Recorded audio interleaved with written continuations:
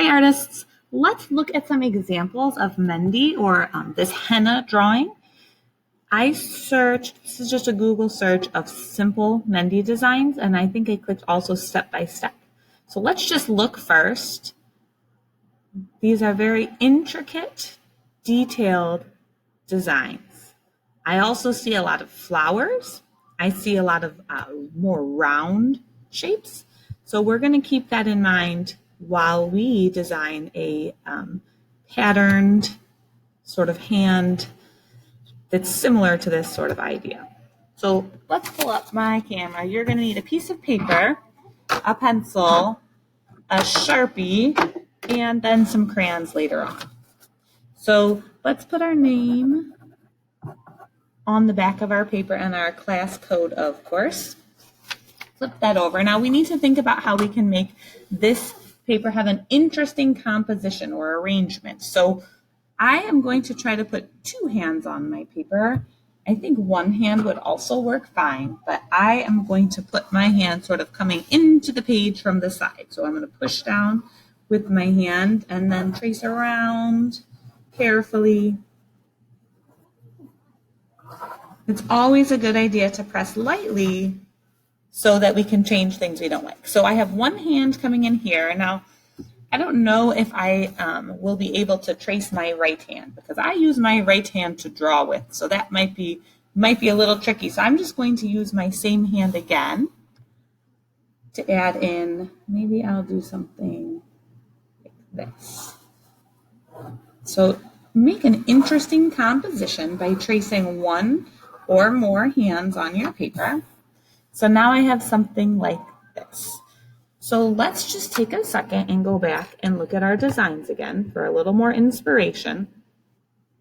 I really like the flower idea. I like having something that's sort of a focal point or like the first part that we look at where your eye is drawn. So let's start with that.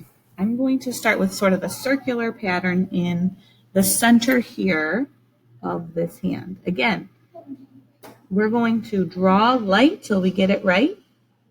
And remember, this is meant to be, think like Zentangles. This is meant to be sort of like a meditative, calm pattern drawing. We're not rushing, we're not scribbling, we're taking our time and building our patterns carefully and precisely, so like accurately. I'm going to use a lot of the same lines and shapes so that there is some unity, so this all looks like it goes together. I'm going to add a couple more.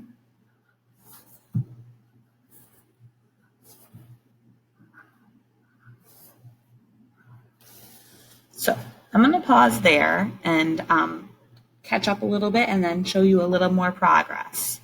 Before I do that, I want to leave this screen up so that you can see some ideas and hopefully get inspired while All right, we're back. So you can see if I can zoom. Oh boy. There we go. We can zoom in a little bit how I've added some more detailed patterns.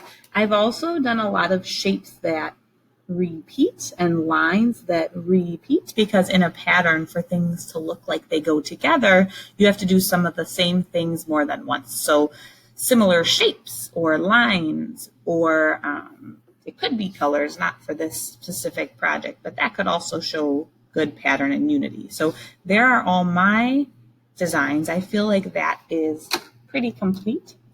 So now what you're going to do is very carefully Sharpie all of your lines.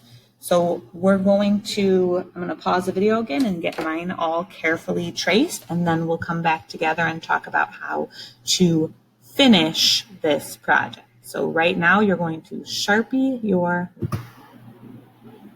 Hello again, artists. I want to show you that I have completed tracing my design. Hang on one second. All right, sorry about that. My camera does not want to work today. I have Sharpied, so I've traced all of my pencil lines. Now it's important to come back with an eraser and erase all of the leftover pencil. So if you have a big pink eraser, that would be better than the end of a pencil, but this is what I have right now. So let's get that really nice so there's no more pencil showing. Got to hold that paper really still so we don't crinkle it. Okay, so then to finish, I'm just going to add some patterning with some color in the background. So I'm going to choose just a couple colors. Those are a little too similar. I want something a little different. Maybe this sort of purpley color. So since we have these really pretty detailed hands, let's do something a little bit more simple in the background. So what I'm going to do is I'm just going to kind of color like a starburst, which is just that from one corner, I'm going to kind of just sort of start to fill in. I'll hold it kind of still and overlap my color, trying to get some beautiful color back there. So you got to hold it still. You got to kind of use the same pressure. So push the same amount, not too hard, not too light, to keep going. And I'm not going to color the hands, so be careful when you get to the hands so that you can leave those white. And I'm just going to keep sort of trying to imagine this curve just keeps going the whole way. A little bit I'm going to have to try to erase, it looks like. But this is just a nice way to add in some color. I'm going to finish mine. You go ahead and get going on yours, and I will show you the finished hands. Okay? All right, artists, let's look at the final product. Here is my pattern hand project. I think I actually kind of like it this way. I'm going to call it this the correct way to have this placed. But that's it. Good luck creating. I can't wait to see what you make.